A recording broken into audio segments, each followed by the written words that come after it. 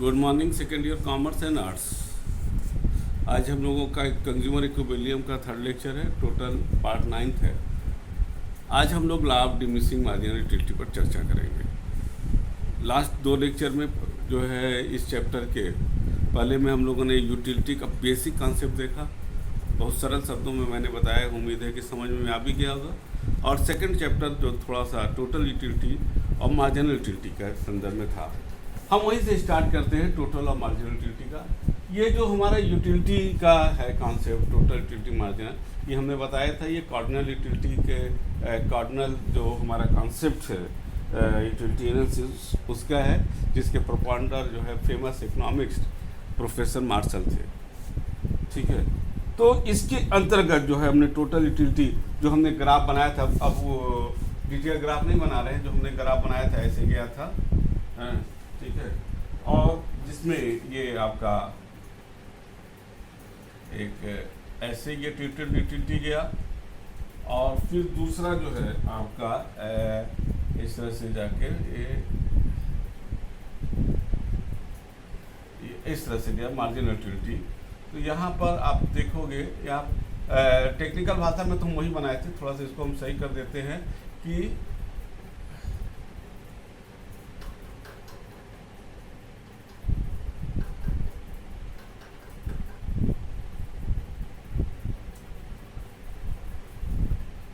ये marginal utility, ठीक है।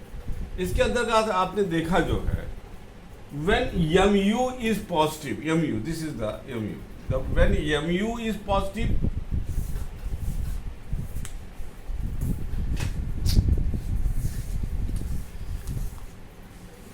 वाला mu is positive,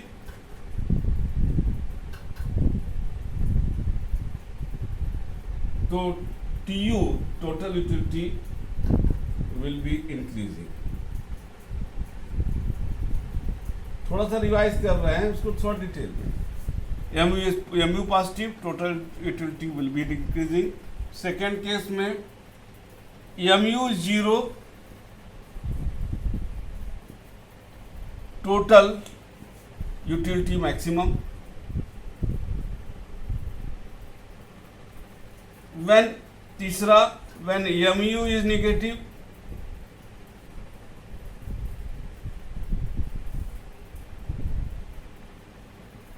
total utility will be decreasing.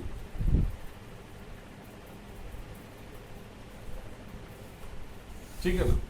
अगर हम लोग एक डिफरेंस की बात करें टोटल यूटिलिटी और मार्जिनल यूटिलिटी का, तो उसको उस टोटल उसकी बात करें तो पहला पॉइंट हम जो बोलेंगे, total utility is sum total of marginal utility. Total utility क्या होता है? मार्जिनल यूटिलिटी का सब टोटल होता है, corresponding to various unit of commodity consumed, जितना वो कंज्यूम करता है। Second point, marginal utility refer to change in total utility corresponding to a unit changing in the consumption of commodity. It is the difference between the two successive total unit figure। तो total unit का है ना, ये वर्तमान में और पिछले वाले का जो अंतर है वही तो मार्जिनल यूटिलिटी है। And the third point, marginal utility tend to diminishing as more of the commodity. जैसे जैसे आप कमोडिटी इनके आप बढ़ाते जाते हो कंजम्पशन, वैसे वैसे मार्जिनल यूटिलिटी घटता जाता है। चौथा, total utility generally remain positive, while total utility हमेशा पॉजिटिव रहेगा, वाइल मार्जिनल यूटिलिटी में भी जीरो इवन निगेटिव। अब देखो यहाँ से ये निगेटिव हो जा रहा है। और पांचवा है, total utility become maximum when marginal utility is zero. ये हमने पिछले फिगर में हमने यहाँ पर एक बार रिवाइज कर दिया था, और उसको जो है हम लोगों ने उसको देखा था। आज हम लोग चर्चा करेंगे वो है law of diminishing marginal utility. किसकी चर्चा करेंगे? Law of diminishing marginal utility. अगर देखा जाए, ये हम लोग जो है law of diminishing marginal utility, ये हम लोग एक तरह से पढ़ ही रहे हैं, कोई विशेष अंतर नहीं है, लेकिन एक अलग कॉन्सेप्ट के रूप में आ रहा है। लॉ ऑफ जो मार्जिनल यूटिलिटी है वो आपका इसको गॉसियन फर्स्ट लॉ भी बोलते हैं। ध्यान देना, law of diminishing marginal utility हम इस पर लिख दे रहे हैं, ठीक है, इसको मिटा दे रहे हैं टूटा, ठीक है, ये आप लोगों ने नोट भी कर लिया होगा, इसको मिटा दें। ये ग्राफ नहीं मिटा रहे हैं क्योंकि इस ग्राफ में भी हम और कुछ समझाएंगे। तो इसको बोलते हैं Gossen's first law, law of diminishing marginal, क्या बोलेंगे, गॉसेन फर्स्ट लॉ।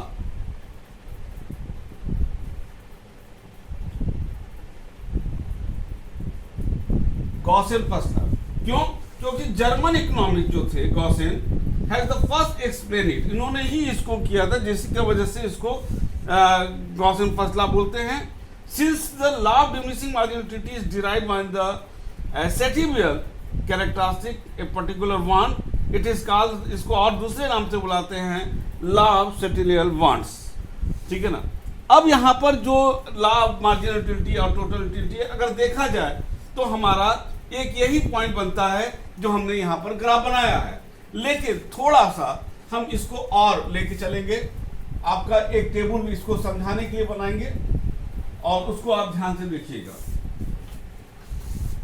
एक हम आपको डेटा देंगे और डेटा के बाद जो है हम आपका जो है उस पर वो करेंगे।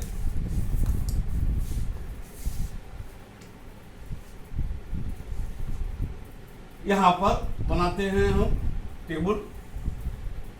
पहला यूनिट्स ऑफ ब्रेड्स,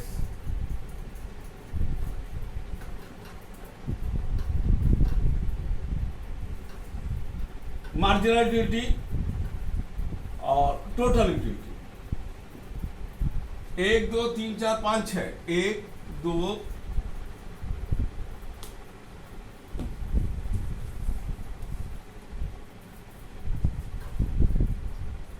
3 4 5 6।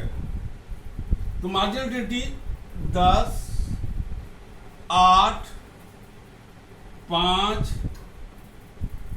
1 0 -3 और टोटल यूटिलिटी जोड़ते जाइए, यही है 10 18 23 24 24 21, ये हो गया।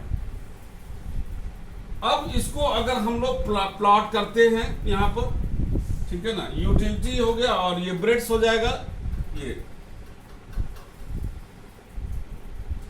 यूटिलिटी और ये ब्रेड्स। तो यहां पर या नीचे तक चले जाते हैं हम लोग, O 0 और ये हो गया X और ये हो गया Y, 10 तक चलेंगे। यहां पर है 10 तक यूटिलिटी 1 2 3 4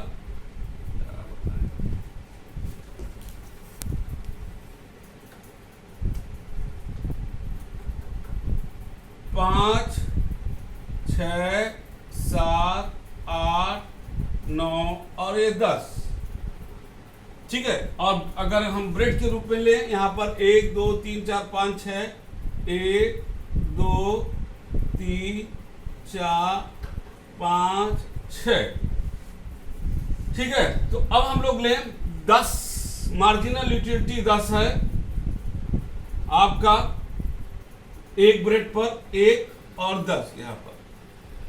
तो हम बना दें यहां पर ग्राफ ये, और दूसरे पर 8 है, दूसरा पर ये आपका 8, ये तीसरे पर आपका 5 है, ये चौथे पर आपका 1 है, ये चौथा, ठीक है। पांचवे पर आपका, पांचवे पर क्या है, पांचवे पर 0 है, यहां पर। और छठे पर आपका, छठे पर -1, -1 -2 और -3, ये हो गया। तो छठे पर आपका यहां आ जा रहा है, तो ये हो जाएगा आपका ये और ये छठा वाला, छठा। ठीक है, अब देखिए यहां पर जो ये बेटा ये पॉइंट बन रहा है आपका, ये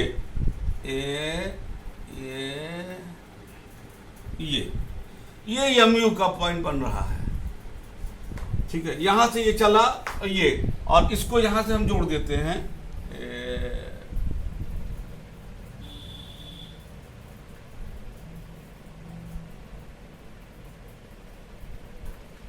ठीक है, ये अब ये इसको, तो यहां पर जो ये है आपका, इसको अगर हम सेट कर दें, थोड़ा सा सेट कर देते हैं,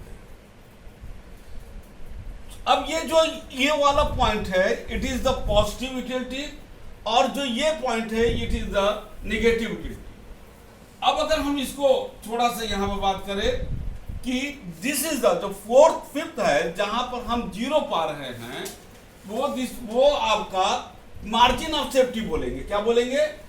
ये पॉइंट जो है margin of safety, margin of safety. ठीक है, इसको बोलेंगे मार्जिन ऑफ सेफ्टी। और ये आपका जब यहां आ जा रहा है तो ये हो जा रहा है निगेटिव यूटिलिटी। ठीक, अब इसको अगर हम लॉ ऑफ डिमिनिशिंग जो मार्जिनल यूटिलिटी है, इसके अगर हम एजम्पशन पे बात करें तो एजम्पशन पर आता है, पहला एजम्पशन है होमोजेनिटी। होमोजेनिटी का तो है all the units of commodity must be the same in all respect, चाहे वो साइज हो चाहे क्वालिटी हो। If the units are non homogeneous then law will not hold, माने ये अप्लाई नहीं करेगा।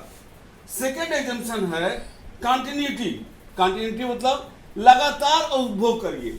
जैसे आपको मैंने बताया कि आप रोटी खाने बैठे हो, बहुत तेज भूख लगी है, आप पहली रोटी खाते हो बड़ी तेजी से खाते हो, दूसरी रोटी आपने खाया तो थोड़ा स्लो, तीसरी बहुत ज्यादा स्लो, चौथे में तो धक्का प्लेट गाड़ी हो जाता है, और चौथी के बाद आपका एकदम पेट भर गया तो पांचवा रोटी अगर मम्मी आपकी दे देती है, आप कहते हो क्या हम उल्टी कर दें?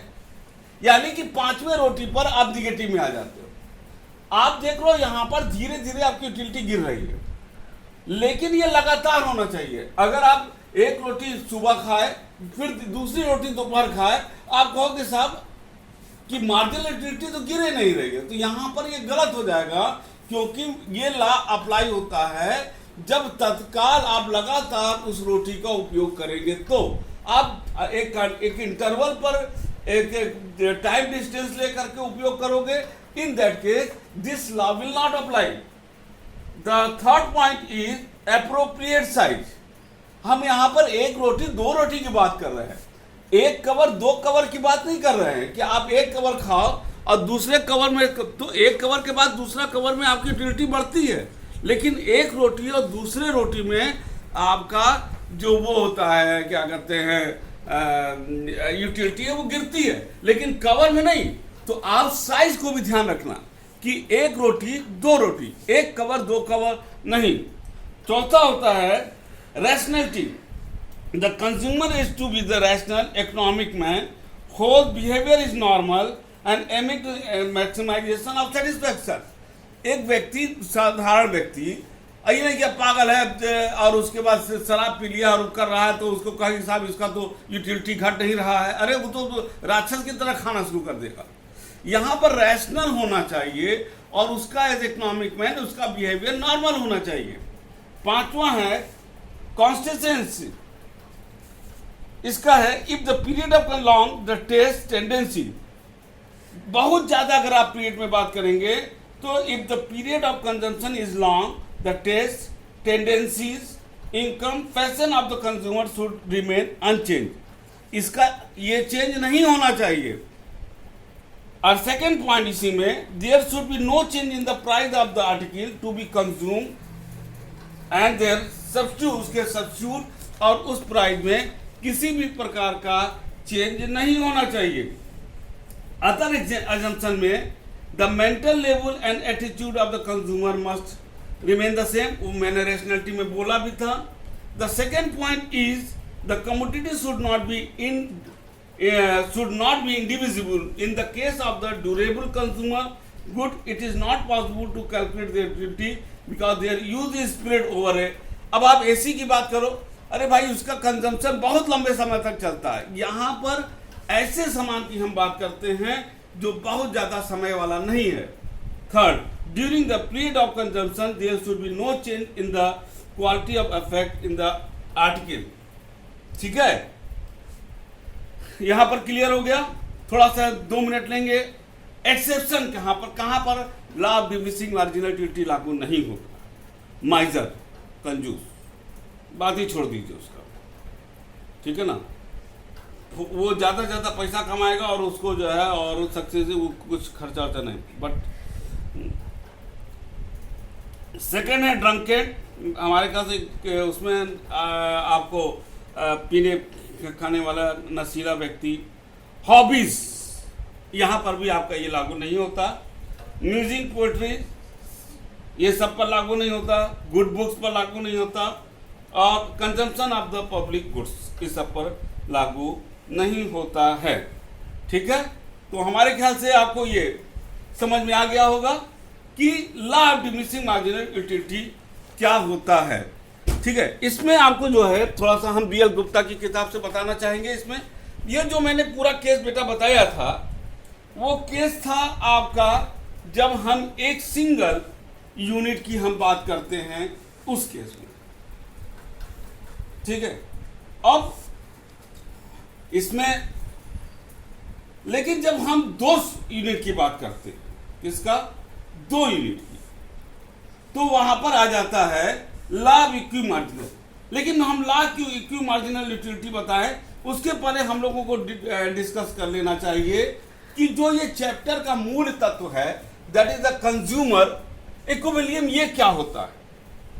अगर हम कंज्यूमर इक्विलिब्रियम के बाद, इक्विलिब्रियम का मतलब क्या होता है कि जहां पर 2 पॉइंट एक दूसरे को सेटिस्फाई करते हैं, 2 पॉइंट कोई भी। ठीक है, कंज्यूमर इक्विलिब्रियम जो इस किताब से बोल रहे हैं, refer to the situation wherein a consumer gets maximum satisfaction from the purchase of the commodity with his given income। देखो यहां पर maximum satisfaction with the income है। आप एक maximum satisfaction के लिए आप एक सामान खरीदते हो with his given income and he has no tendency to make any change in the existing purchase। In short, consumer equilibrium represents the test of the state of the maximum satisfaction. यानी consumer equilibrium क्या है, represent state of maximum satisfaction to the consumer from the given, माने income और satisfaction. ये जहां पर हम लोग नॉर्मली क्या है, हम पैसा क्यों खर्चा करते हैं। अब आपको बताए यहां पर थोड़ा सा इसको लो कि आप नेनुआ लेने गए, उसने कहा 100 रुपया किलो। ऐसा नहीं है कि आपकी कैपेसिटी 100 की नहीं है, लेकिन आप नहीं लोगे। क्यों? क्योंकि क्या आप कहोगे कि क्या 100 रुपये जो हम दे रहे हैं, क्या उतना हमको नेनुआ से खाने से सेटिस्फैक्शन मिलेगा? अगर आंसर आता नहीं। अगर आप 40 रुपया किलो बात बोलता है और आप खरीद लेते हो, यानी कि नेनुआ खाने से जो सेटिस्फैक्शन मिल रहा है वो मनी टर्म में आ रहा है 40 रुपीज, तो आप 40 रुपया खरीद लोगे। भाई इसको थोड़ा सा एग्जाम्पल लो, आपकी कैपेसिटी 10 किलो सोना खरीदने की है, तो 10 किलो सोना का मतलब करीब 40 लाख। अरे 1 किलो सोना का मतलब करीब 40 लाख, 1 किलो खरीदना है। लेकिन क्या आप चांदी भी 40 लाख में खरीदोगे? नहीं। क्यों? क्योंकि यहां पर 40 लाख की यूटिलिटी सोने की खरीदने के लिए। तो ये हमारा जो आपका परचेजिंग डिसीजन होता है नॉर्मल लाइफ में, वो टोटल डिपेंड करता है कि जो पैसा हम खर्चा कर रहे हैं उस पैसे से हमको कितना यूटिलिटी हमको मिल रहा है। अगर हमको उस पैसे से उतना यूटिलिटी मिल रहा है जो हमको चाहिए, तब हम खरीदेंगे। हमारे पास पैसा रहते हुए भी अगर हमको उतना यूटिलिटी नहीं, सेटिस्फैक्शन नहीं मिल रहा है, उतना यूटिलिटी हमको नहीं मिल रहा है, तो हम नहीं खरीदेंगे। तो our total as a consumer, our total purchasing decision और डिपेंड अपॉन दिस कॉन्सेप्ट। ठीक है, because if the money income equalise with the maximum satisfaction of the commodity purchase, then we will purchase. So in this case, this concept is applicable. मेरे ख्याल से ये law of diminishing marginal utility आ गया। ये बेटा जो मैंने बताया था ये एक बताए थे। अगले क्लास में हम आपको बताएंगे इक्वी मार्जिनल यूटिलिटी क्या होता है। ये भी आपका कार्डिनल यूटिलिटी के तहत आता है। कार्डिनल यूटिलिटी ये बता दिए, इसीलिए कार्डिनल यूटिलिटी के संदर्भ में हम आपको बोलना चाहेंगे थोड़ा सा एक दो पॉइंट इसमें जो आपकी किताब में एल्फ्रेड मार्शल ने दिया है वो कंजम्पशन कॉन्सेप्ट पर। The consumer is natural, his aim at the maximization of the utility and satisfaction, the first point. The second point, cardinal measurement of utility is possible in terms of units. इसीलिए इसको units में माने इतना और इतना समान। Utility can also be measured in terms of money and the marginal utility of money remain constant. The law of diminishing marginal utility operate, prices of commodity are given and remain constant. ये हम बता चुके थे, लेकिन चूंकि इस किताब से आप पढ़ रहे हो तो आपको ये ज़्यादा समझ में आएगा। तो अब आपका बेटा यहाँ पर ये हमने बता दिया। ये जो था टोटल सिंगल मार्जिनल यूटिलिटी पर था। अगले क्लास में हम टू कमोडिटी जिसको law of equi marginal utility बोलते हैं उस क्लास में हम आपको ये सेकेंड बताएंगे। और उसके बाद जो है हम लोग आगे तब हमारा जब कार्डिनल खत्म हो जाएगा देन आफ्टर हम लोग ऑर्डिनल में चलेंगे। ऑर्डिनल में हम लोग इनडिफरेंस कर्व के बारे में समझेंगे। तब तक के लिए गुड डे, गुड बाय। घर पर रहिए, स्वस्थ रहिए, मस्त रहिए।